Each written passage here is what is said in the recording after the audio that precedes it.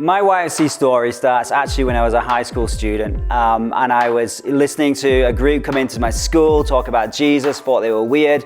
Turns out they were something called Youth for Christ. From there, I went on to college, and then I did an internship with Youth for Christ in the north of England. After that, I got married to Joy, my wife.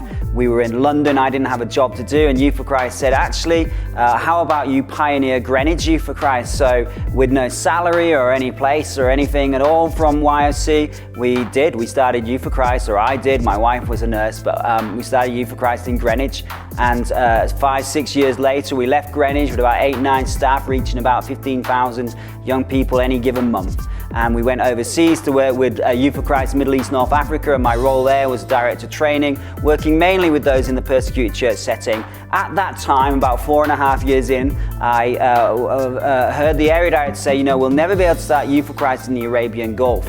And I thought, actually, I've been there a few times, I think we can. I asked for permission, then we moved there and we started Youth for Christ throughout the Arabian Gulf. And after 7 years, leaving again a very strong team behind, we moved to Thailand, where I became the area director for Asia Pacific Youth for Christ, and our ministry started there from Afghanistan, went right over to Fiji, Samoa, with India and China and everything else in between. From there, I ended up in Denver, working in the international office with the international team as vice president for field ministries. And then finally, I was allowed to go home after 18 years to become the national director of British Youth for Christ.